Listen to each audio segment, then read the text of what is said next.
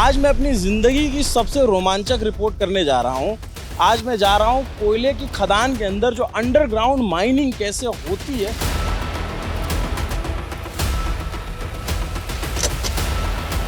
आधा किलोमीटर में ज़मीन के अंदर जाने वाला हूँ।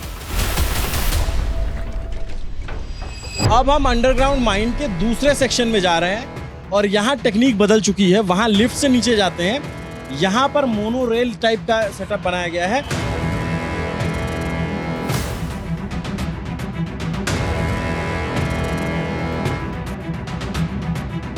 अभी इस माइन में 45 मिलियन टन के आसपास का कोयला रिजर्व है।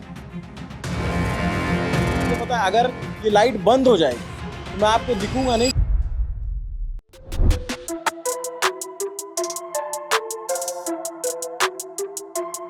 आज मैं अपनी जिंदगी की सबसे रोमांचक रिपोर्ट करने जा रहा हूँ।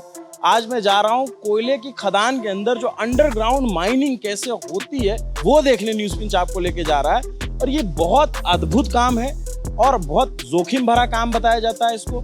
ये दुनिया की टफेस्ट जॉब में से एक जॉब बताई जाने वाली जॉब है। और इसीलिए आप देखेंगे कि मैं इस वक्त जो है धनबाद में हूँ। धनबाद का ये झरिया कोल फील्ड का इलाका है और उसमें ये मुनी डी कोल फील्ड है। Bharat coking coal limited BCCL जो कोल इंडिया की सब्सिडरी है वो बड़े पैमाने पर अंडरग्राउंड माइनिंग से कोयला निकालते हैं। और वही कोयला आज जब गर्मी बढ़ रही है उसी की वजह से हमारे आपके घरों में बिजली आती है, क्योंकि आज भी 64% जो बिजली का उत्पादन है वो कोयले पे डिपेंडेंट है। लेकिन ये जॉब इतना रिस्की है कि आप देखेंगे बोर्ड जैसे ये जो लिफ्ट जैसी दिख रही है सामने आपको, इससे नीचे जाते हैं और फिर अंदर ही अंदर आप बिलीव नहीं करेंगे जिस जमीन पे मैं खड़ा हूँ इसके नीचे 55 किलोमीटर अंडरग्राउंड माइंस हैं और उनसे कोयला निकाला जाता है। ये अपने आप में कितनी अमेजिंग बात है, अपने आप में इंजीनियरिंग का मार्वल है। और कैसे करते हैं और कैसे होता है ये देखना बड़ा इंटरेस्टिंग होगा। लेकिन मैं जॉब की बात होता है, इसीलिए आप देखेंगे हर जगह कोट्स लिखे हुए हैं, बड़े बड़े कोट्स लिखे हुए हैं, ताकि लोगों को जो ये काम करते हैं उनको मोटिवेट किया जा सके, क्योंकि ये जॉब वाकई में रिस्की है। और इस एडवेंचरस सफ़र पे हमें ले जाने वाले हैं सनी राव जी, जो प्रोजेक्ट मैनेजर हैं मुनी डी के। कैसे हैं सर आप? बस सब बढ़िया, सब ये तो बहुत ही मतलब हमने तो सिर्फ पिक्चरों में देखा है और आप तो इसको रोज करते हो। बहुत टफ टास्क है ये। टफ तो है बट ज़रूरी भी है, कंट्री के लिए ड्यूटी है।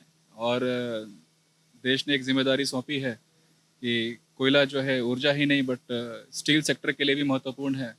तो इस प्रोजेक्ट के माध्यम से स्टील सेक्टर को हम अपना कोकिंग कोल का उत्पादन करते आए हैं, सप्लाई करते आए हैं और उसी के लिए हम जो है क्रमबद्ध प्रतिबद्ध हैं। मतलब बहुत ही थैंक यू सो मच। आप लोग काम कर रहे हैं तो हम लोग के घरों में बिजली आ रही है। ये प्रोजेक्ट कितना पुराना है और ये ऊपर से जितना दिख रहा है नीचे कितना है, हम कैसे चलेंगे, क्या प्रोसेस होगा, थोड़ा बहुत बता दें फिर हम चलते। ये प्रोजेक्ट 1965 में यहाँ पे शाफ्ट सिंकिंग शुरू हुई। शाफ्ट सिंकिंग से तात्पर्य है कि हम कैसे माइंस में एक्सेस बनाते हैं। तो पहला एक्सेस पॉइंट हमारा कंप्लीट हुआ 1970 में और पिछले 55 वर्षों से हम यहाँ पे कार्यरत हैं। और इस दौरान हमने यहाँ से अमूमन 22 मिलियन टन का कोकिंग कोल का उत्पादन किया है। और अभी हम वर्तमान में 700 मीटर की गहराई पे काम कर रहे हैं और आगे हमारा जो विस्तारीकरण होना है वो 1100 मीटर तक होगा। आज इन लिफ्ट्स के माध्यम से हम 500 मीटर नीचे जाएंगे और वहाँ पे बैटरी ऑपरेटेड लोकोमोटिव यूनिट है जिसमें ट्रॉलीज लगी हुई हैं। उनके सहारे से हम माइंस में एक कुछ छोर को देख करके आपको बताने की, समझाने की कोशिश करेंगे कि भूमिगत खदान का वातावरण कैसा होता है, माहौल कैसा होता है। वहाँ पे कुछ माइनर से आपकी बात कराने की कोशिश करेंगे। मैं तो सुन के एकदम थ्रिल सा हो रहा है, ऐसे धक धक सा हो रहा है कि आधा किलोमीटर में ज़मीन के अंदर जाने वाला हूँ और नीचे माइनिंग चल रही, वहाँ से कोयला निकल रहा है, वो देखने जा रहे हैं, हम आपको दिखाने जा रहे हैं। दम तो नहीं घुटेगा सर? थोड़ा सा? बिल्कुल नहीं। यहाँ पे वेंटिलेशन के अपने स्टैंडर्ड्स हैं, पैमाने हैं, उनको पूरी तरीके से उसको मॉनिटर किया जाता है। वहाँ पे not only that quantity of air but quality of the air का भी जो है स्टैंडर्ड्स है फॉलो किया जाता है। आप चलेंगे आपको खुद से विश्वास होगा कि वहाँ पे नीचे कैसा माहौल है। चलिए सर चलते हैं। मैं पूरा मुझे तैयार कर दिया, इन्होंने सारे गैजेट दे दिए हैं। ये टॉर्च है जिसको इस तरीके से पॉकेट में रखते हैं और 16 घंटे जल सकती है ये टॉर्च। इसको लेके जाते हैं और बाकी सेफ्टी के इधर से चलें सर। और ये शूज़ जो हैं इतने हैवी बूट्स हैं, इसको पहन के चलना अपने आप में बड़ा टफ हो रहा है क्योंकि इसमें मेटल लगा हुआ है, क्योंकि बचाने के लिए कि अगर किसी का ठोकर हो तो चोट ना लगे। अब मेरे लिए तो चलना ही मुश्किल हो रहा है। आप लोग गजब करते हो, रोज चल रहे हो, आप हैबिचुअल हो गए हो, इसका मतलब। हम इससे यूज टू हैं। हमारा पीपीई बोलते हैं, पर्सनल प्रोटेक्टिव पीपीईज बोलते हैं कि पर्सनल प्रोटेक्टिव इक्विपमेंट्स अगर हम पहन के जाते हैं तो माइंड में सेफ्टी होती है। मैं तो बड़ा बचा बचा के चलना पड़ेगा। मेरे तो भाई पैर ही नहीं उठ रहे। ये रहा। ये आवाज कैसे आती है? हाईली कंप्रेस्ड एयर से ऑपरेशन से गेट को ओपन किया जाता है। हाँ, मतलब गेट भी हाथ से नहीं खोलना है, वो मैकेनाइज। चलें इसमें? हाँ, इसको हम चलेंगे।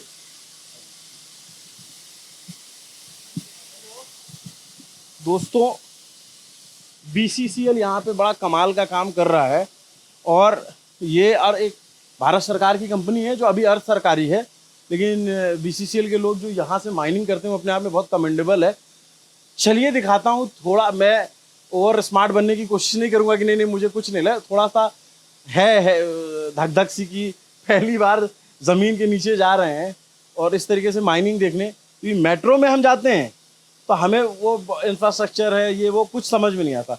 बट कोयले की खदान जिसको हमने सिर्फ फिल्मों में देखा है, किसी कहानी सुनी है, वहाँ जाना और दिखाना कितना अमेजिंग होगा। लेट्स गो, आ जाइए।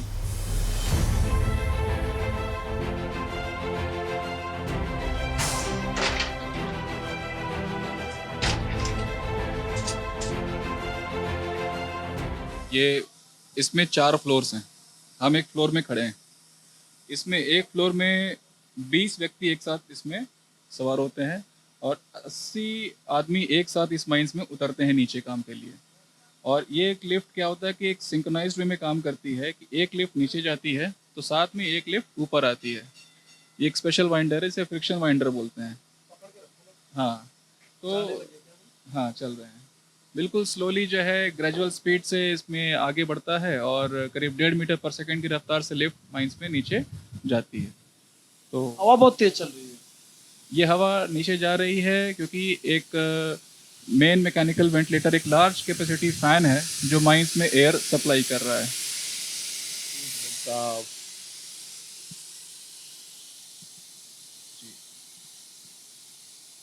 बट अंडरग्राउंड माइंस अब इंडिया में बहुत कम है। जी, बहुत कम है, पहले से काफ़ी कम हो गई है underground mines.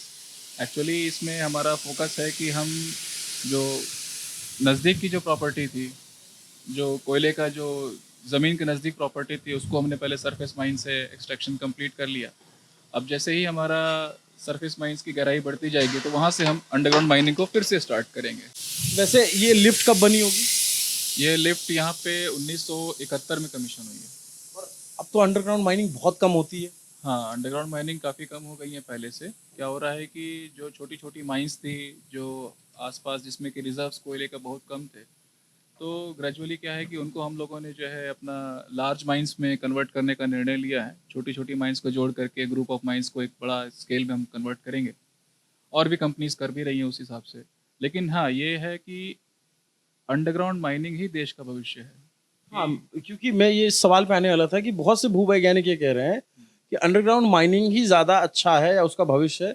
Open cast mining में पॉल्यूशन ज़्यादा होता है, उसमें विस्थापन बहुत ज़्यादा होता है और वो बहुत पहले तो लगा था कि ये सस्ता सौदा है, लेकिन अब वो बहुत महंगा सौदा होता जा रहा है। हाँ जी, बिल्कुल, इसमें आपकी बात परस्पर पूरी 100% सही है कि देखिए, ओपन कास्ट माइनिंग में आज की डेट में अगर मैं बात करूं कि हाँ, मुझे सस्ते में कोयला उत्पादन करने का एक लाभ मिल तो रहा है, बट अगर हम लॉन्ग टर्म में देखेंगे तो उसकी सोशल कॉस्ट बहुत ज़्यादा है। हमें जो माइनिंग सरफेस माइंस में माध्यम से हम उत्पादन करेंगे, हमें अल्टीमेटली करना क्या है कि उन माइंस को बंद करके उसको वापस हमें उसी फॉर्म में उस माइंस को कन्वर्ट करना पड़ता है, ताकि वो लैंड यूसेज जिस तरह से हमने वहाँ पे माइंस खोली थी किसी ज़माने में, हमको वापस उसको उसी फॉर्म में लाना है। री क्या बोलते हैं उसको? उसको रिक्लेमेशन करते हैं हम बट लोग। वो बहुत कम हो पाता है, मतलब। कम हो पाता है, वो एक स्लो प्रक्रिया होती है कि माइंस लगातार उत्पादन करते जा रही हैं और माइंस के एक छोर से हम उसमें जो है फिलिंग करते हुए, भरते हुए, रिक्लेम करते हुए आगे बढ़ते हैं। लेकिन अल्टीमेटली जब माइंस से हमारा व्यापार खत्म हो जाएगा, हमने सारा कोयला जो भी टारगेटेड है, जो डिज़ाइंड है, हम जब उत्पादन कंप्लीट कर लेंगे तो उन माइंस को फिल करके कंप्लीटली उसमें टॉप सॉइल तक फिल करके और लैंड कवर जैसा था वैसा बनाने का काम करेंगे।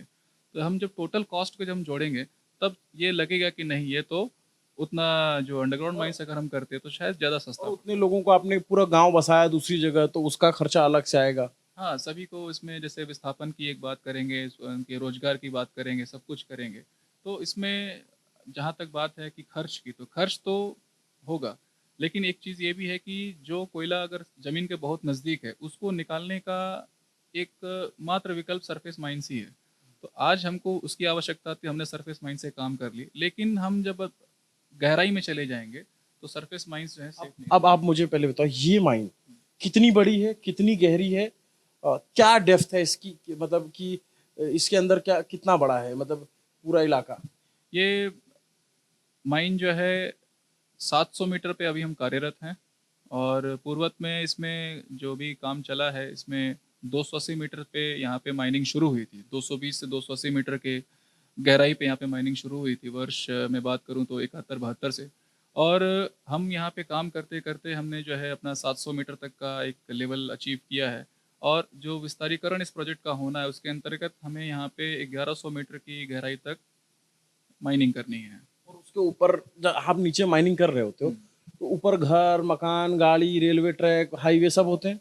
बिल्कुल, सरफेस पे हम इस जो मेथड ऑफ माइनिंग यहाँ पे अडॉप्ट कर रहे हैं, और उसमें जो भी हम विज्ञान जो उसमें अपना हम लगा पा रहे हैं, अपना एक अनुभव जो उसमें लगा पा रहे हैं, उसमें हम ये इंश्योर करते हैं कि सरफेस पे किसी भी जो भी घर हैं, जो भी बस्तियाँ हैं, जो भी रेलवेज़ हैं, पब्लिक इंफ्रास्ट्रक्चर है, रोड्स हैं, किसी को कोई भी नुकसान ना हो। उनको इंटैक्ट रहते हुए हम अंडरग्राउंड में इस तरह की माइनिंग हम प्लान करते हैं और उसको एक्सिक्यूट करते हैं। बट ये होता कैसे है? जैसे मैं ये जानना चाहूँ एकदम, आप मुझे अबोध बालक ही समझिएगा इस मामले में, मेरे को कुछ भी नहीं पता, मेरे लिए तो ये एडवेंचरस है एकदम से। पहली बार कैसे डिग किया होगा, कैसे लोग नीचे गए होंगे, मतलब क्या मेथड यूज करते हैं। अब तो चलो ये लिफ्ट लग गई है, पहले तो ये लिफ्ट नहीं रही होगी, फिर उसको कैसे आप लोगों ने कन्वर्ट किया, थोड़ा वो प्रोसेस अगर आप समझाएं। देखिए, इसमें जो कोल सीम, जो कोल की एक लेयर है, उसको हम सीम बोलते हैं। तो कोल सीम तक पहुंचने का जो रास्ता है, वो 3-4 तरीके होते हैं। एक तो होता है कि अगर कोल सीम बहुत गहरी है, कोयले की परत अगर बहुत गहरी है, तो अगर मैं उसमें किसी बाहर से अगर कोई रास्ता बनाने की कोशिश करूँ, तो मुझे बहुत लंबा पड़ेगा। तो जो सबसे शॉर्टेस्ट पाथ है, वो ये है कि मैं सीधा उसमें एक वेल डिग करूँ। तो उसी वेल को हम जो शाफ्ट कहते हैं, कि लार्ज डायमीटर में हम एक शाफ्ट को ग्रेजुअली मशीन्स के माध्यम से डिग करते हुए और कंक्रीट की लाइनिंग करते हुए कंप्लीट एक स्टेबल वेल हम क्रिएट करते हुए एक डेप्थ तक अप्रोच करते हैं। तो वहाँ पे मेरा शाफ्ट कंप्लीट होता है, जिसके और उसमें हम लिफ्ट्स का इंस्टॉलेशन करते हैं, जिससे कि हम नीचे जाते हैं। और एक बार हम नीचे पहुँच गए, तो हम माइंस को एक्सपेंड करते हैं। सेंटर जहाँ पे हमने शाफ्ट डाला, हमारे रिजर्व जहाँ हमने प्लान किया, उसके सेंटर में हम शाफ्ट डालते हैं, और वहाँ से प्रॉपर्टी में हम टनलिंग के माध्यम से इस प्रॉपर्टी को डेवलप करते हैं, पूरा गैलरीज के माध्यम से, टनल्स के माध्यम से। और जब पूरी माइन डेवलप हो जाती है, अपने पूरे फाइनल शेप में आ जाती है, तब एक छोर से कोयले की ब्लॉक्स को हम निकालते हुए माइंस को क्लोज करते हुए सेंटर की तरफ आते हैं, और अल्टीमेटली यहाँ से बाहर निकल जाते हैं। तो ये जो प्रक्रिया मैंने पूरी बताई, ये पूरी जो माइन की लाइफ होती है, डिज़ाइन लाइफ होती है, कि 30 साल, 20 साल, 25 साल, ये डिपेंड करता है कि रिजर्व माइन में कितना है, और हम अमूमन हर साल कितना उत्पादन करेंगे। ये सब मिट्टी है या फिर ऐसे सॉलिड स्ट्रक्चर है? कंक्रीट है, कंक्रीट है। कंक्रीट की लाइनिंग इसकी वेल की वॉल पे की गई है, जिससे कि ये स्ट्रक्चर में लाइफ रहे। इसकी लाइफ 100 ईयर्स की है। अब आपको लग रहा होगा कि हम नीचे जा रहे थे तो वापस ऊपर क्यों आ रहे हैं। तो ये एक नीचे जाने में ऐसी बहुत सारी गैस निकलती है, मीथेन, कार्बन मोनोऑक्साइड, इस तरीके की तमाम गैस होती हैं, जहाँ पर आप ये इक्विपमेंट्स लेकर के नहीं जा सकते, इलेक्ट्रॉनिक गैजेट लेकर नहीं जा सकते। तो एक बार हम कैमरा बाहर रखेंगे, जो बात है वो उसको आपको बता रहे हैं। हम अभी कैमरा बाहर रखेंगे, माइक बाहर रखेंगे, माइन के अंदर जाएंगे, वहाँ देखेंगे पूरा, फिर उसको देख करके वापस आएंगे, फिर सर से बात करेंगे और दूसरी जगह पे चल के और समझने की कोशिश करेंगे।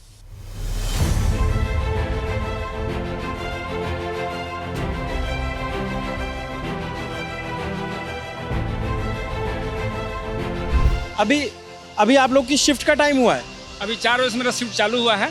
4 से हमारा 12 बजे रात तक ड्यूटी में रहेगा।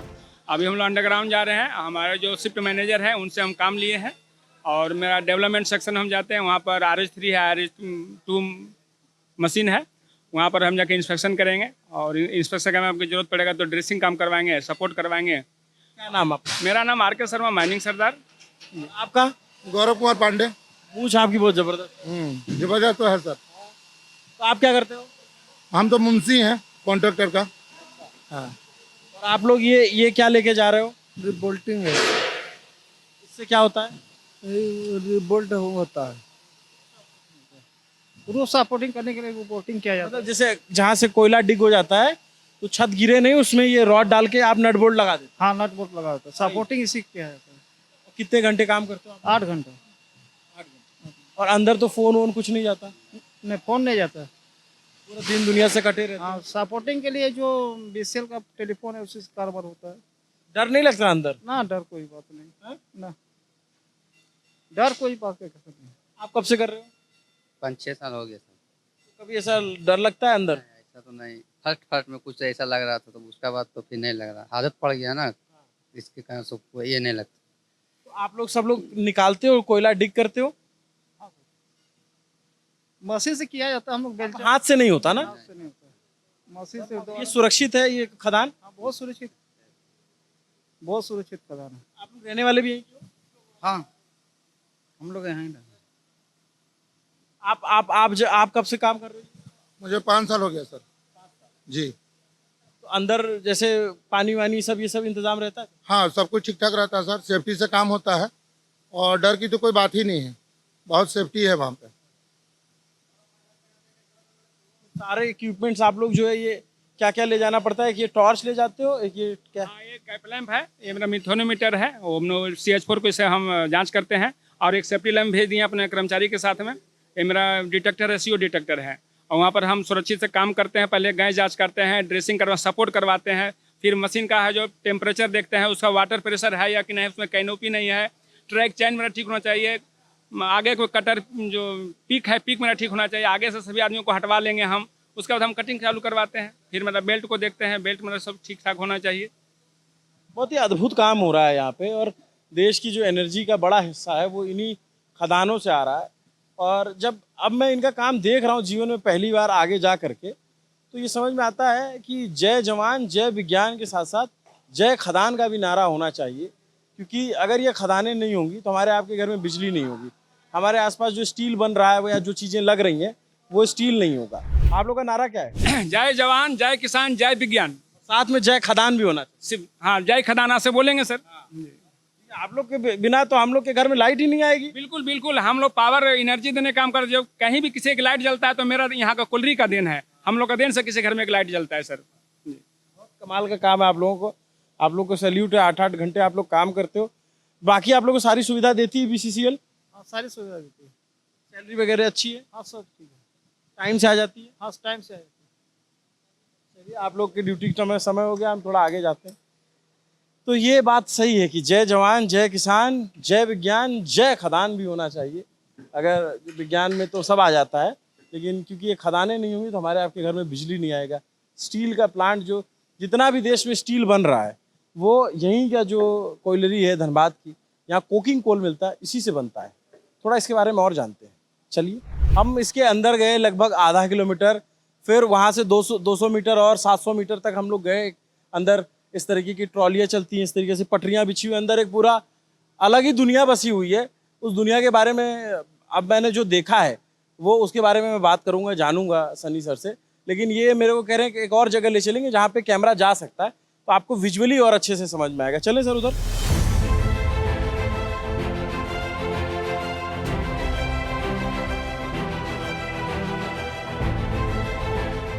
अब हम अंडरग्राउंड माइन के दूसरे सेक्शन में जा रहे हैं और यहाँ टेक्निक बदल चुकी है। वहाँ लिफ्ट से नीचे जाते हैं, यहाँ पर मोनो रेल टाइप का सेटअप बनाया गया है और ये सेटअप ज़्यादा एफिशिएंट माना जाता है। इसमें सर बता रहे थे कि इसमें कोयला ज़्यादा जल्दी तेज़ी से निकाला जाता है, ये आधुनिक है।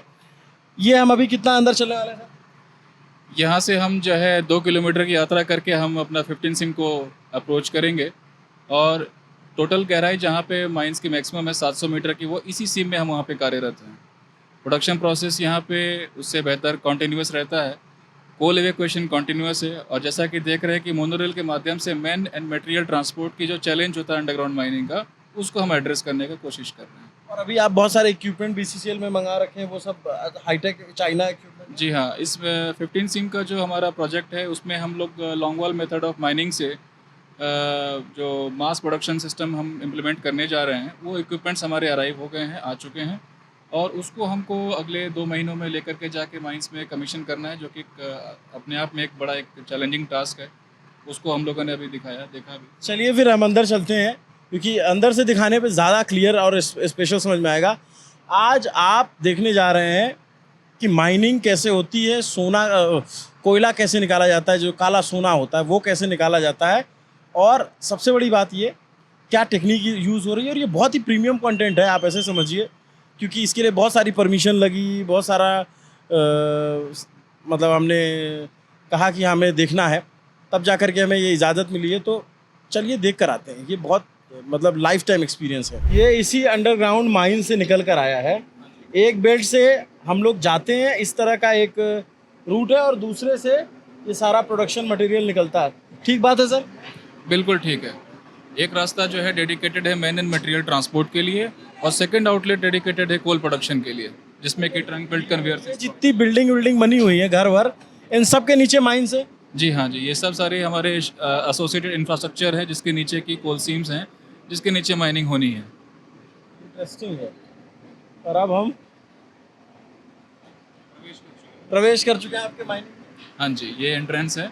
ये इस माइनिंग एरिया को क्या बोलते हैं? झरिया, वेस्टर्न झरिया। ये पश्चिमी झरिया क्षेत्र है, वेस्टर्न झरिया एरिया, और ये बीसीसीएल का एक कमांड एरिया है।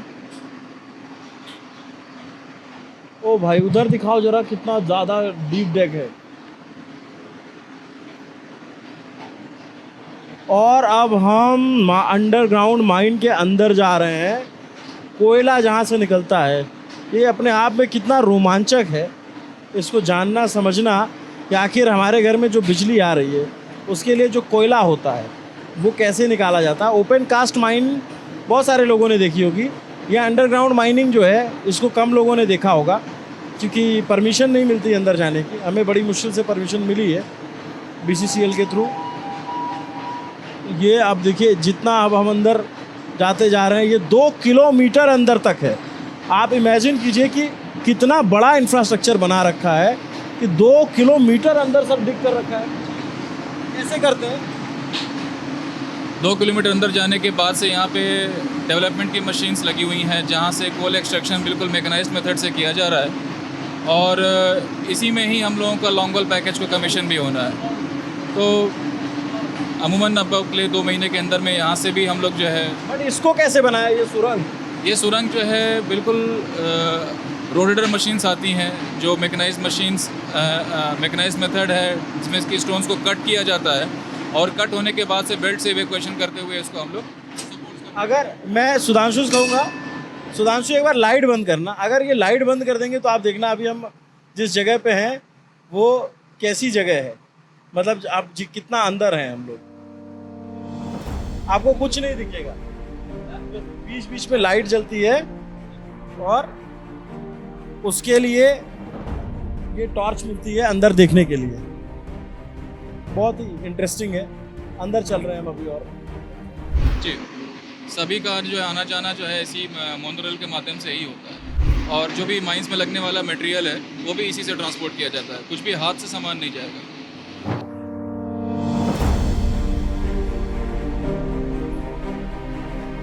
अब मैं खदान के अंदर आ चुका हूँ, और ये जो अंडरग्राउंड माइनिंग होती है, जहाँ से कोयला निकाला जाता है, एक ओपन कास्ट माइनिंग होती है कि अंडरग्राउंड माइनिंग होती है। उस माइनिंग के लिए जो टनल बनाई गई है उसके अंदर है, और ये कई किलोमीटर आगे, 1-2 किलोमीटर तक लंबी है, और वहाँ तक जाना मना है।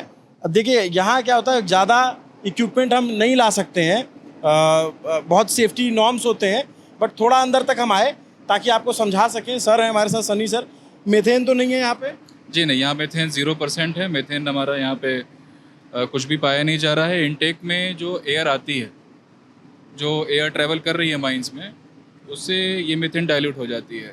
अभी बिल्कुल हम एंट्रेंस पे खड़े हैं, माइनिंग एंट्रेंस पे खड़े हैं, इस कारण से हमें कोई भी मेथेन नहीं मिल रही है। और हम लोग ये जो इंटरव्यूज़ और ये सब जो डिस्कशन कर रहे हैं, इसमें देख रहे हैं कि हम 0% CH4 है मेथेन। सबसे खतरनाक गैस है मेथेन, क्योंकि फ्लेमेबल बहुत होती है। जी हाँ, मेथेन गैस तो हाईली इनफ्लेमेबल है। इसका एक रेंज है कि 5 to 14% एक कंसंट्रेशन वॉल्यूम बाय वॉल्यूम अगर ये सब लोग अंदर से ही आ रहे हैं? जी हाँ, ये सब हमारे माइन में कार्यरत साथी हैं जो काम के बाद जो है छुट्टी करके अपने घर जा रहे हैं। तो मीथेन जो है काफ़ी ज्वलनशील होता है, एक्सप्लोसिव होता है और ऐसा कोई दशक नहीं है जिसमें कि जो है कोई ना कोई एक्सप्लोशन डिजास्टर या हिस्ट्री पूरे वर्ल्ड में कहीं किसी कंट्री में ना हुई हो, बारिंग द लास्ट डिकेड जिसमें कि 2010 में इंडिया में हुआ था। तो ये डिग्री 3 एक ऐसी माइन है जहाँ पे गैस कंसंट्रेशन काफ़ी ज़्यादा होता है कोयले के उत्पादन के साथ साथ। तो इसी के लिए यहाँ पे इसके मॉनिटरिंग के प्रबंध जैसे कि पर्सनल मीथेन डिटेक्टर्स होते हैं, real time environmental monitoring system होता है कि रियल टाइम में वातावरण कैसा है उसकी जानकारी माइन में सेंसर्स के माध्यम से उसको जानकारी कलेक्ट की जाती है और सरफेस तक उसको रिले किया जाता है, ट्रांसमिट किया जाता है, डेटा प्रोसेस भी किया जाता है। सर माइनिंग का जो प्रोसेस है वो ये अंडरग्राउंड माइनिंग तो सालों पुराना है, ओपन कास्ट माइनिंग से पहले आ गया था। तो पहले लोग कैसे पता करते थे कि कौन सी गैस है? पूर्वत में गैस को लेकर के ये था कि जब परिवार और छोटी छोटी फैमिलीज आपस में एक होल सिंक करते थे, डिग करते थे, तो करने के क्रम में क्या होता था कि अंधकार होता था, तो लोग मशाल में रोशनी जो मशाल जला करके रोशनी के लिए खदान में प्रवेश करते थे। उसी बीच क्या होता था कि सामने में गैस होती थी तो उसमें से विस्फोट हो जाता था। तो उसके बाद लोगों ने क्या किया कि अपने ऊपर जैसे मम्मी होती है उसको जो कपड़े से लपेटा जाता है, तो परिवार को जो सबसे वरीय सदस्य होता था वो अपने ऊपर मम्मी के जैसा कपड़ा लपेटता था और मशाल लेकर के खदान में प्रवेश करता था। तो ओपन फ्लेम में नेकेड टॉर्च लेकर के लोग माइंस में काम करते थे। तो उसी में विस्तार होता गया। अब देखा गया कि नेकेड टॉर्च लेकर के जाना खदान में खतरे से खाली नहीं है। तो दशक बाई दशक जो है उसमें सुधार होते चले गए, नियमों में बदलाव होते चले गए, आज़ादी के बाद भी, आज़ादी के पहले भी। तो उसमें देखा गया कि फ्लेम सेफ्टी लैम्प का इजाद हुआ, लोग फ्लेम सेफ्टी लैम्प का प्रयोग करने लगे। तो नेकेड टॉर्च पहले हटा, फिर फ्लेम सेफ्टी लैम्प आया। सेफ्टी लैम्प एक ऐसा डिवाइस है जिसमें कि लौ हमेशा जलती रहती है और कोई भी एक अशिक्षित मेरा खदान में काम करने वाला साथी भी उसको देख के समझ जाता है कि हाँ, यहाँ पे विस्फोटक वातावरण नहीं है। तो वो हिलने लगेगा, मतलब अगर वो फड़फड़ाने लगा। हाँ जी हाँ, वो जो एक औसत लॉ है वो लॉ जो है अपनी जगह पे पूरी वो फ्लिकर करने लगेगी, हिलने डुलने लगेगी। अब मेरे पास इतने सारे सवाल हैं आपके लिए और ये सब कुछ बड़ा मेरे को मतलब मेस्मराइज कर रहा है, अमेज कर रहा है कि ये हो कैसे गया, ये कैसे होता है। तो थोड़ा सा मुझे अंडरग्राउंड माइंस से कैसे कोयला निकाला जाता है, कोयला मिलता कैसे है, वो प्रोसेस क्या होता है। आप बता रहे थे कि सैंडविच होता है, थोड़ा उसको पूरा समझाइए। देखिए, कोल का जो ओरिजिन है वो पूरा कोल एक ऑर्गेनिक कंटेंट है। तो मिलियंस ऑफ ईयर्स का ये एक स्टेज होता है जिसमें कि ये कोयला बनता है। तो वेजिटेशन जो होता है इंडिया में देखेंगे या ऑस्ट्रेलिया में देखें, पूरे विश्व के किसी भी कोने में देखेंगे तो वेजिटेशन जो रहता है वो किसी नदी के द्वारा उसका विस्थापन होकर के किसी वैली में उसका सेडिमेंटेशन होता है, या अपनी जगह पे स्वतः वो उसी जगह पे वो सबमर्ज कर जाता है, सबसाइड कर जाता है। तो उसके ऊपर नेचुरली टेम्परेचर और प्रेशर का इफेक्ट क्रिएट होता है। तो जो कार्बन कंटेंट है वो ग्रेजुअली धीरे धीरे जो है अपने कॉन्सेंट्रेशन बढ़ता रहता है और इसी कॉन्सेंट्रेशन के बढ़ने के क्रम में कोयले की अलग अलग स्टेजेस बनती हैं। जैसे कि पहले पीट का फॉर्मेशन होता है, फिर लिग्नाइट बनता है, फिर बिटुमिनस और अंत में एंथ्रासाइट होता है। तो ये सब में अंतिम में क्या होता है कि कार्बन कंटेंट जो है वो क्रॉस करके 60%, 70%, 80% हो जाता है और एक रॉक के फॉर्म में आ जाता है। तात्पर्य ये है कि अमूमन वेस्ट रॉक यानी कि जो अदर रॉक्स हैं जिसमें कि कोई कैलोरीफिक वैल्यू नहीं है, ना कोई कुकिंग प्रॉपर्टी है, उन रॉक्स के बीच में कोयले का एक लेयर होता है जो कि बहुत ब्यूटीफुली उसमें सैंडविच्ड होता है। अब ये लेयर्स कहीं पे फ्लैट होती हैं, कहीं पे हाईली इंक्लाइंड होती हैं, कहीं पे बिल्कुल कम इंक्लाइंड में होती हैं। तो हमारी जो coal field Jharia coal field में है, यहाँ पे कोल सीम्स जो हैं वो माइल्ड से स्टीपली इंक्लाइंड में वेरी कर रही हैं। अलग अलग माइंस में अलग अलग कोल सीम्स हैं, बहुत सारी कोल सीम्स हैं, करीब 52 कोल सीम्स हैं यहाँ पे। उन 52 में से हमारे वहाँ करीब 22 कोल सीम्स ऐसी हैं जिनको की माइनिंग की जा सकती है। तो हर लीज होल्ड में हर इतने बड़े क्षेत्र को तो एक साथ चलाया नहीं जा सकता, तो छोटे छोटे कमांड एरियाज में इनका डिस्ट्रीब्यूशन किया गया है और हर माइंस के हिस्से में जो जो सीम्स आई हैं उसका वो लोग अपने अपने साइंटिफिक तरीके से उसको माइनिंग कर रहे हैं। अब मेरे को बताओ, जैसे जिस जगह हम खड़े हैं ये आपने पूरी टनल बना रखी है, तो ये यहाँ से कोयला निकल चुका है? जी हाँ, ये टनल टनल देखिए, यहाँ पे जो कोल सीम 15 सीम थी वो बहुत ही नीचे थी। तो कोल सीम को टच करने का जो सबसे शॉर्टकट रास्ता होता है कि हम शाफ्ट को सिंक करके उसको पहुँच जाएं, लेकिन उससे प्रोडक्शन प्रोसेस में कंटिन्यूस प्लान करना पॉसिबल नहीं था। तो इसके लिए हमने टनलिंग करके उस सीम को डायरेक्टली टच किया। टनलिंग में जो भी वेस्ट रॉक थी और बीच में जो इंटरमीडिएट कोल सीम के लेयर्स पड़ी थी उसको हमने डिग आउट करके हटा दिया, और सीम में जब हम टच कर गए तो वहाँ पे हम लोगों ने बिल्कुल अलग रोडेडर्स लगा करके, अलग बोल्टर माइनर्स को लगा करके हमने नीचे में एक्सट्रैक्शन कंप्लीट किया। अभी इधर झारखंड का जो ये झरिया इलाका है, जहाँ ये आपकी अंडरग्राउंड माइन है, इसमें कितना कोयला होगा, क्या लक्ष्य है आप लोग के निकालने का? अभी इस माइन में 45 मिलियन टन के आसपास का कोयला रिजर्व है, और हमारा वार्षिक लक्ष्य जो रहा है इस साल से कि हम 1 मिलियन टन कोल का उत्पादन करेंगे, और आगे इसको बढ़ा करके हम 2.5 मिलियन टन कोयले का उत्पादन लक्ष्य को प्राप्त करने का एक एम रखते हैं, लक्ष्य रखते हैं। सर एक बात बताओ, जैसे अब हम ये तो अभी इधर आए, जब उसमें हम एकदम नीचे गए, वहाँ तो एक अलग दुनिया ही बसा रखी है आपने, मेरे को बहुत डर लग रहा था। अब देखो इस वाली माइन में आया तो मैं थोड़ा कॉन्फिडेंस मेरा ज़्यादा बढ़ा हुआ, क्योंकि मैं आधा किलोमीटर नीचे जा चुका था वहाँ पे। तो वहाँ पे मैंने देखा कि पूरा सेटअप था आपका, पूरा एक तरीके से प्लेटफॉर्म है, बड़ी बड़ी गुफा टाइप से है, अंदर आपकी रेलगाड़ियाँ चलती हैं, मतलब छोटी छोटी जो गाड़ियाँ हैं जिससे मजदूर आते जाते हैं, जिससे आपका कोयला आता जाता है। फिर वाटर का आपने सिस्टम बताया, बट थोड़ा सा मुझे बताओ कि जो कोयला आप निकाल रहे हो और जिस तरीके का इंफ्रास्ट्रक्चर डेवलप करते हो, मुझे पहले लगा कि बहुत सांस लेने में दिक्कत होगी, लेकिन हवा बढ़िया चल रही, क्या है पूरा साइंस, क्या है इसका? देखिए, इसको हम अगर देखेंगे तो उसमें अगर हवा को लेकर संदर्भित अगर मैटर है तो ये है कि नेचुरल वेंटिलेशन नहीं है यहाँ पे। मेन एक मैकेनाइज्ड वेंटिलेशन है, लार्ज कैपेसिटी फ़ैन जो है एक जगह से इसको चलाया जा रहा है, और कंटिन्यूसली करीब जो है 7 से 8 हज़ार क्यूबिक मीटर हवा प्रति मिनट हम माइन से निकाल रहे हैं। तो निकालने का जो ज़रिया है वो कहीं और है जहाँ से हवा निकाला जा रहा है। तो इस जिस रास्ते में हम खड़े हैं यहाँ से हवा इनटेक माइंस में प्रवेश कर रही है, तो ये सारी हवा माइंस में ट्रैवल करती है, तो इससे जो है माइन में वेंटिलेशन इस्टेब्लिश होता है, और जो भी गैस के हज़ार्ड हैं, फायर के हज़ार्ड है, वो इससे दूर होते हैं। एक और जैसा कि बात है कि ड्रेनेज को लेकर के, तो माइन हमारी बहुत डीप है, तो ऊपर का जो भी सीम्स में हमने काम किया है सारा पानी एक एक करके जो है नीचे की तरफ उसको डायरेक्शन दिया जाता है, और लास्ट में उसको हम लोग ला करके जहाँ पे हमारी लैंडिंग होती है, जहाँ में हम प्रवेश करते हैं खदान में, वहाँ से उसको जो है बड़े बड़े पंप्स के माध्यम से माइन से वाटर पानी को बाहर निकाला जाता है, उसको साफ़ भी किया जाता है, साफ़ करके आसपास के गाँवों में इसको सप्लाई भी किया जाता है। और जैसे कि हम लोग नेचुरल, हमारे यहाँ जैसे मैं प्रयागराज का हूँ, हमारे यहाँ खुदाई होती है तो 120 फीट 100 फीट पे पानी मिल जाता है, यहाँ पे क्या होता है? यहाँ भी सेम चीज़ है कि यहाँ पे जैसे झारखंड में क्या है कि अपने पास टॉप सॉइल का कवर बहुत कम है। हम अपने अगर बात कर रहे हैं, इलाहाबाद की बात कर रहे हैं, गोरखपुर बस्ती की बात करें, तो वहाँ पे क्या है कि अगर आप 500 मीटर तक करिएगा तो शायद मिट्टी निकलती चली जाए। यहाँ पे झारखंड में क्या है कि टॉप सॉइल बहुत कम है, 7 से 8 मीटर का ही एलोवियम है, जिसमें कि और उसके बाद जो है स्ट्रॉन्ग स्टोन का लेयर शुरू हो जाता है। तो ये जो स्टोन होती हैं ये क्या होता है कि बहुत डेप्थ तक वाटर बियर नहीं करती हैं। तो झारखंड में भी क्या है कि मान लीजिए कि हम शैलो कवर में माइनिंग कर रहे हैं, तो माइनिंग के इफेक्ट से हाँ ठीक है, वाटर डिस्चार्ज या ड्रेनेज का लेवल नीचे चला जाता है वो एक, लेकिन अगर हम यहाँ पे सीधा बात करें हमारी माइन में जो कि बहुत डीप है, तो ऊपर में जो वेल्स हैं उन वेल्स में आपको पानी मिल जाएगा, बिकॉज हमारी माइनिंग से उनका वेल्स में फ़र्क नहीं पड़ रहा, क्योंकि हम बहुत नीचे माइनिंग कर रहे हैं। और हम अगर हमारी माइनिंग बहुत शैलो डेप्थ की होती तो क्या होता है कि उनमें भारी फर्क पड़ जाता है। जैसे कि आसपास ये देख रहे होंगे कि सरफेस वाटर यहाँ पे गिर रहा है, ये भूजल है? हाँ भूजल है।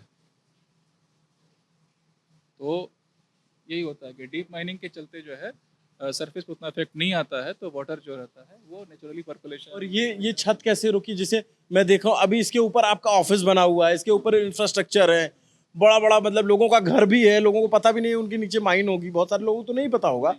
हाँ? तो ये कैसे टिका के रखते हो कि ये ना गिरे? ये इसके पीछे जो है रॉक इंजीनियरिंग जो है वो एक साइंस है, एक साइंस भी है, कहीं के में सही कहें तो आर्ट भी है। तो इसमें क्या है कि जो रॉक अपनी जगह पे बनी रहे, हम उसके नीचे एक्सकेवेशन कर रहे हैं, तो रॉक को आने के पहले क्या होता है कि ब्रेकेज होने के पहले ही उसको हम लोग रीइंफोर्स करके उसमें स्ट्रेंथनिंग कर देते हैं, मतलब उसमें होल्स कर देते हैं, होल करके उसमें आयरन मटेरियल रॉड के फॉर्म में, रूफ बोल्ट के फॉर्म में उसमें पुश कर देते हैं।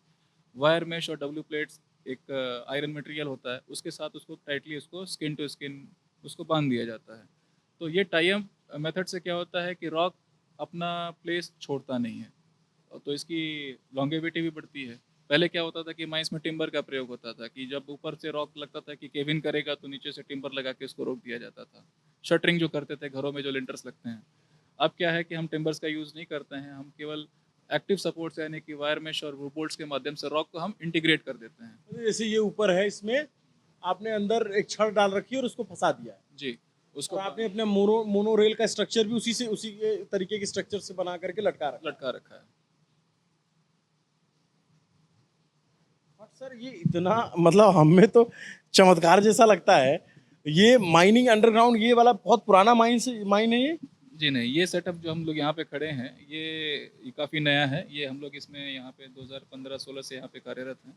ये नया सेटअप है। नहीं लेकिन ये जो झरिया वेस्ट झरिया वेस्टर्न झरिया काफ़ी पुराना प्रोजेक्ट है। ये 1960s का प्रोजेक्ट है, जिसमें प्लानिंग और डिज़ाइन जो है 60s में हुआ। उसके बाद से एक्चुअल शाफ्ट का कमीशनिंग होना हो, माइंस में मशीन्स का इंट्रोडक्शन होना हो, ये सब 70s में हुआ। कॉन्टिन्यूस अभी तक वहाँ से करीब 22 मिलियन टन कोयला का उत्पादन हुआ है यहाँ से, कुकिंग कोल का। तो सर हम लोग जो पिक्चरों में देखते हैं अक्सर कि माइंस में जाने पे खतरा होता है, डर जाते हैं लोग, या कुछ ना कुछ जितना फिल्मों में देखा है इतना ही देखा है कि माइंस दब गई, मजदूर मर गए, इस टाइप की चीज़ें होती। आप लोग सेफ्टी पर्पस में क्या देखते हो? कभी आप लोग के साथ कोई हादसा हुआ, भगवान न करे कभी हो, या कभी उस तरीके का आहट मिली हो तो उसको रोका कैसा है? देखिए, आजकल का जो माइनिंग इंफ्रास्ट्रक्चर है उसमें की पार्ट होता है माइन सर्वे का। और जो भी आपको डर है, जैसे आपने कहा कि पानी का खतरा हो, गैस का खतरा हो, और किसी भी तरह का और भी हज़ार्ड है, स्लिप करने का, रूफ फॉल, साइड फॉल, ये सारे हज़ार्ड्स को मान के चलना है कि माइंस में एग्जिस्ट करते हैं। तो उसके हिसाब से आपको उस रिस्क को मैनेज करने का प्रावधान करना है। अब जैसे आसपास की माइन से पानी अंदर ना घुसे, तो उसके लिए आप सेफ बैरियर उससे मेंटेन करें। और साथ ही ये डिज़ाइन साइंटिफिकली डिज़ाइन कराएं कि आपका जो बैरियर आप उस बगल वाली माइन से छोड़ रहे हैं वो कितना मजबूत है। और उसको ये भी जो चक्कर होता होगा ना कि दूसरी माइन में ना टकरा जाए। जी जी जी।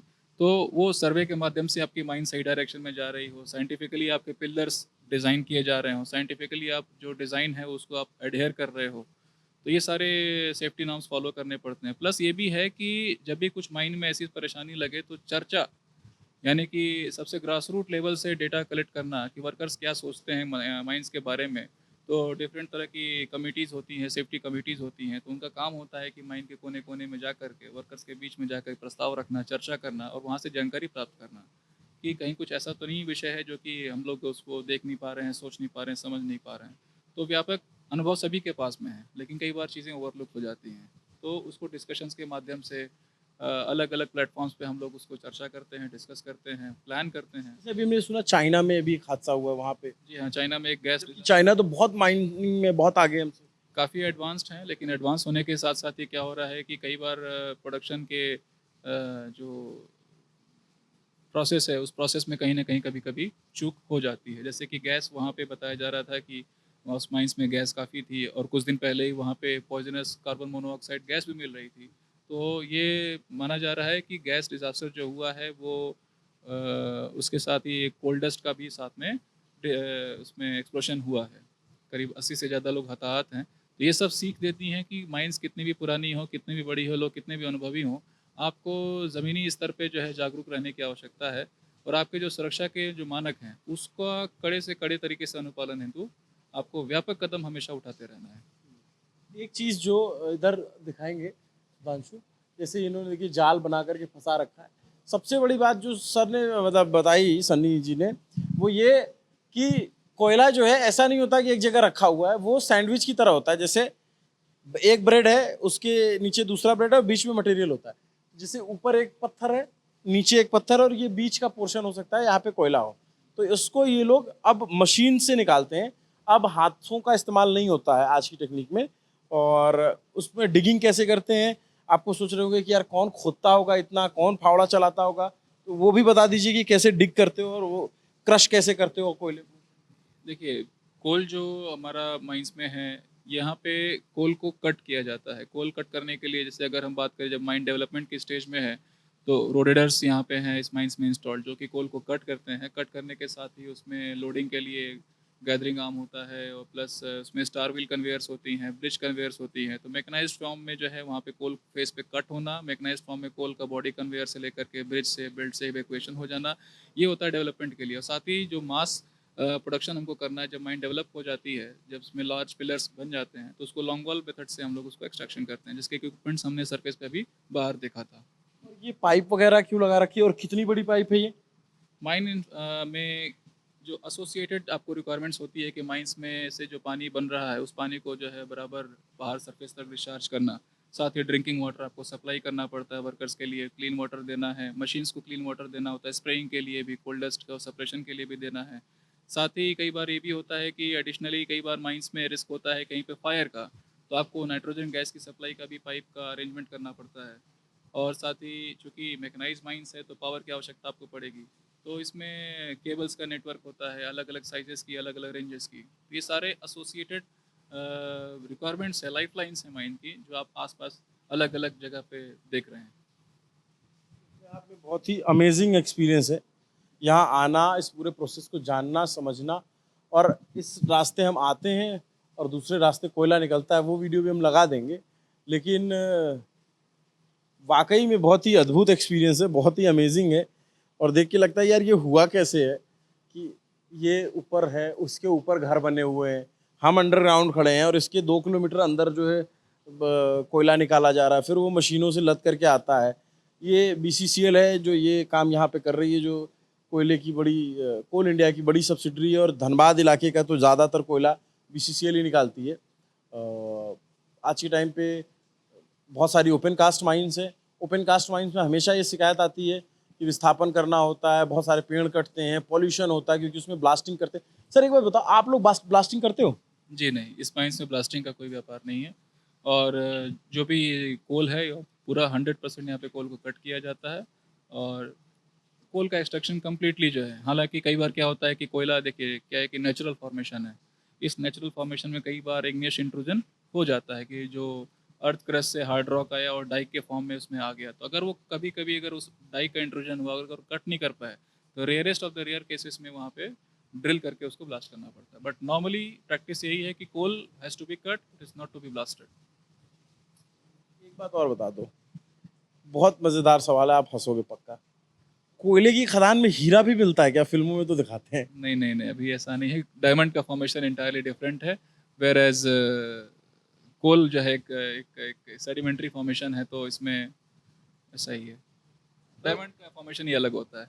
डायमंड नहीं मिलेगा कभी किसी कोयले खदान में? डायमंड नहीं मिलेगा। कोयले की खदान में हीरा मिलता है, ये सारी सब भ्रांतियां हैं। नहीं नहीं, कोयले की खदान में हीरा मिलना देखिए ऐसे तो संभव नहीं है। हालांकि कई बार ऐसा देखा गया है कि जो मैंने बताया कि कोयले में कई बार इंट्रूजन होता है, तो जो इंट्रूजन होता है तो उस इंट्रूजन में अर्थ क्रस्ट से कुछ मिनरल्स नेचुरल निकल के आते हैं, तो उसमें रेयर अर्थ एलिमेंट्स भी होता है कभी कभी। तो उसमें देखेंगे तो टाइटेनियम के साथ साथ कहीं कहीं पे कुछ किम्बरलाइट ओरिजिन आपको मिल सकता है। बट हालांकि वो एक फर्दर रिसर्च का विषय है, जिस पे अभी कंट्री में काफ़ी काम चल रहा है। तो हो सकता है कि भविष्य में रेयर अर्थ के साथ साथ आपको कुछ डायमंड के ट्रेसेस मिल जाएं कोयले की माइंस में।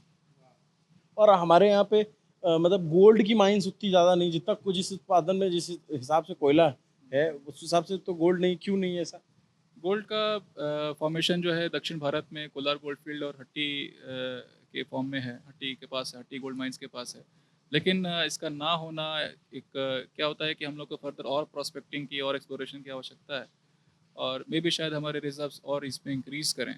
बट अभी के लिए हमारा जो एक बहुत ही छोटे संवर्ग में वो गोल्ड सीमित है। मुझे आशा है कि भविष्य में हमारा जो जैसे कई जगहों पे एक्सप्लोरेशन चल रहा है तो कुछ रिजर्व्स और निकल के आएँ। तो गोल्ड का फॉर्मेशन कैसे होता है?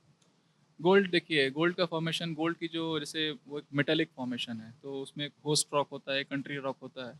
तो ये क्या होता है कि एक बहुत ही नोबल एलिमेंट्स हैं, इसका किसी के साथ अटैचमेंट नहीं होता है। तो रेयर फॉर्मेशंस जैसे स्टोन्स का बन रहा है तो उसमें एक इंट्रूजन के फॉर्म में ये लाई करते हैं। ऐसा कोई कोयले की तरह बिल्कुल एक्सटेंसिव मटेरियल नहीं है कि 5 किलोमीटर तक कोयला बना हुआ है, नहीं। एक 2 मीटर का थिक 2 मीटर की थिकनेस का छोटा सा वेन फॉर्म में ऐसे आएगा और क्रश से निकल करके एक पिलर जैसा चला जाएगा। तो बहुत ही रेयर फॉर्मेशन होता है। तो हालांकि मेरा फील्ड कोल है तो मैं कोल पे स्टिक करता हूँ। तो उसकी भी माइनिंग इसी तरीके से होती है? उसकी माइनिंग थोड़ी डिफरेंट होती है। और गोल्ड की माइनिंग में क्या होता है कि चूँकि रिजर्व बहुत छोटा होता है, पतला होता है, उतना एक्सटेंसिव नहीं होता है और फॉर्मेशन भी काफ़ी वीक होता है, तो उसको बहुत ही लाइटली उसको क्रश करके और उसको ड्रिल करके और उसको एक्सट्रैक्ट किया जाता है। बहुत केयरफुली एक्सट्रैक्शन किया जाता है उसका मेथड ही पूरा डिफरेंट है। कुछ ऐसा, मैं कोई ऐसा सवाल जो मेरे से छूट गया और आप कोई जानकारी देना चाहें? मैं आप बधाई के पात्र हैं कि आपने व्यापक रूप से जो है कोल माइनिंग के इस एस्पेक्ट को कवर करने की कोशिश की, जिसमें कि अंडरग्राउंड कोल माइनिंग जो है is going to be the future, और आपने उस एंगल से सारे एस्पेक्ट को बहुत डीपली समझा। आप बधाई के पात्र हैं। Thank you so much. हमारा काम ही यही है। अब ऐसी रेयर जगह पे मतलब हिंदुस्तान का कितना ही इंसान यहाँ पे पहुंच पाएगा। जो कोल खदान में काम कर रहा है वो आएगा, बाकी तो कभी इन खदानों का एक्सेस होता नहीं है। और एज ए जर्नलिस्ट ये हमारा प्रिविलेज है कि अगर हमें एक्सेस मिल गया है तो हम आएँ और उसको अच्छे से समझें और दर्शकों को भी समझा सकें कि हमारे देश के अलग अलग इलाकों में काम क्या होता है, कैसे होता है। और झारखंड सबसे मिनरल रिच स्टेट है। यहाँ अभी भी इतना कोयला है कि अगले 70 सालों तक भारत की जो कोयले की आपूर्ति होगी अकेले झारखंड पूरी कर सकता है। और उसके पीछे सनी जी जैसे और उनके साथ काम करने वाले हजारों वर्कर हैं। आपके साथ इस खदान के मतलब आपके पूरे अंडर में कितने वर्कर होंगे? यहाँ पे करीब 1400 लोग कार्यरत हैं अभी, और बाकी उनका कार्य को देख रेख में जो है उसमें पुरुष हैं और कुछ महिलाएं भी हैं, यहाँ पे अधिकारी भी हैं, कुछ डॉक्टर्स भी हैं। तो अलग अलग संवर्ग के अलग अलग रूप में यहाँ पे मतलब 1400 से 1500 लोग यहाँ पे कार्यरत हैं। इतना बड़ा वर्कफोर्स काम करता है। और जब ये कोयला निकलता है, सबसे एक चीज़ और बता दीजिए आप, कोकिंग कोल और नॉन कोकिंग कोल में फ़र्क क्या होता है, और आप लोग जो कोकिंग कोल निकाल रहे हो उसका यूज़ क्या होता है? देखिए, जो दो प्रकार हैं कोकिंग कोल और नॉन कोकिंग कोल का। तो कोकिंग कोल में क्या होता है कि ये ऐसी प्रॉपर्टी है कि इसको अगर हम लोग जो है अगर हीट करते हैं तो ये स्वेल करता है। स्वेल करने के क्रम में क्या होता है कि इसका सरफेस एरिया बढ़ जाता है, और जो आयरन ओर की माइन से जो आयरन ओर एक अच्छे ग्रेड का आता है उसको जब ब्लास्ट फर्नेस में फीड किया जाता है, तो यही कोक अगर हम ऊपर से उसमें ब्लास्ट फर्नेस से फीड करते हैं तो उससे आयरन बनता है। तो ये जो हीट होने पे स्वेल कर जाना, ये स्पेशल प्रॉपर्टी है, सारे कोयले में नहीं होती। ये केवल झारखंड और झारखंड में धनबाद और धनबाद के आसपास के जो ज़िलों में ये कोयला पाया जाता है। वेरेज नॉन कुकिंग कोल जो है उसका एक ही, उसमें क्या होता है कि उसका उसमें जो उसकी जो कैलोरीफिक वैल्यू है, उसमें जो ऊर्जा जो उत्पन्न होती है, वही हमारा एक मेन पॉइंट ऑफ अट्रैक्शन होता है कि इसमें कितनी, उसको जलाने से कितना हीट बन सकता है। तो वैसे जो कोयला होता है उसको जो है पावर प्लांट्स को भेजा जाता है, वो जलेगा, राख हो जाएगा। वो जलेगा, राख हो जाएगा। उसकी जो है उसका मुख्य काम जो है पानी को गर्म करके स्टीम बनना, और स्टीम से फिर बिजली का बन जाना। वेरेज कुकिंग कोल का एक इम्पॉर्टेंट पार्ट यही है कि इसको ब्लास्ट फर्नेस से जाना है, और आयरन की जो ओर है उससे आयरन में ब्लास्ट फर्नेस में इसका कन्वर्जन हो जाना है। कोक की वजह से जी हाँ, वो आयरन अलग होगा, वो cooking iron property oxidised reduce होगा।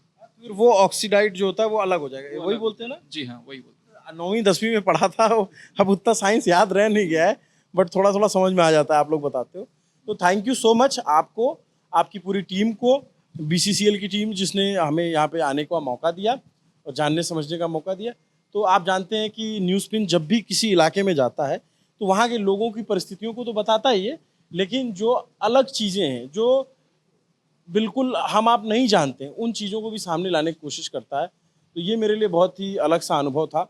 मैं आया अंदर माइनिंग में, मेरे साथी सुधांशु आए। आपको ये पूरी रिपोर्ट कैसी लगी कमेंट करके ज़रूर बताइएगा, और आप बताइएगा कि आपका कोयले से जुड़ा कोई एक्सपीरियंस है या हमें अगली और इस तरीके की कौन सी रिपोर्ट करनी चाहिए। Thank you so much. अब हमें वापस जाना है, मोनोरोल को वापस, मोनोरोल जो है वो वापस बुला लीजिए। Thank you sir.